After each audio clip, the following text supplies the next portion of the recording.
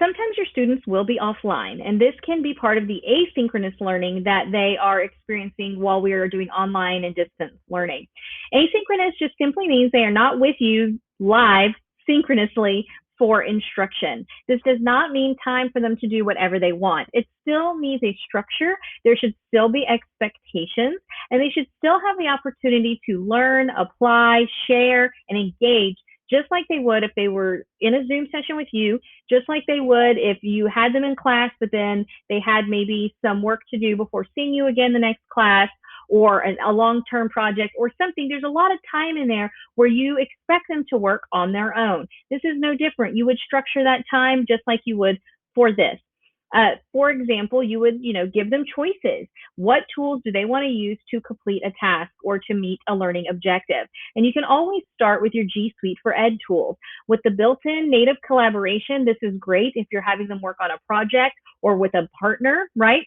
Because this is built for asynchronous learning. Maybe I can get on and work on it in the early afternoon, but my partner or group members can't work on it till later in the evening. There you go. These tools, they're built for that. The native tools are also great because maybe students need time for asynchronous learning because they don't have regular access to Wi-Fi or they're away from Wi-Fi for a moment. Those G Suite for Ed tools can be put in offline mode on a Chromebook, and the students can still create with them. And the moment they do get back on Wi-Fi, it will sync up all their changes. We also own licenses for Nearpod, which just released a new feature allowing students to interact with video. And so you can create those self-paced lessons, again, allowing students to take their time and complete the task in a way that's comfortable for them at a time that they have for that.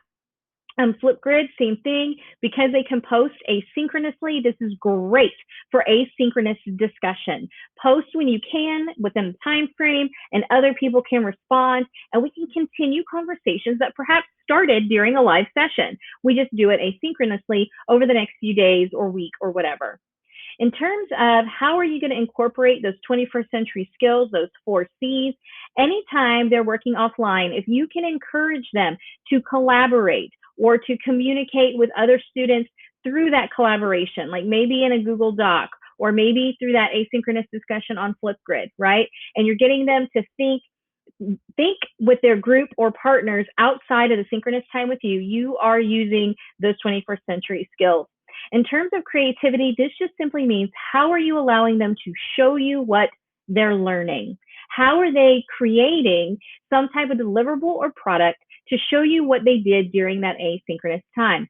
In terms of how they turn it in, just go back to how they would turn anything in. What is your online process for them turning in that product to you?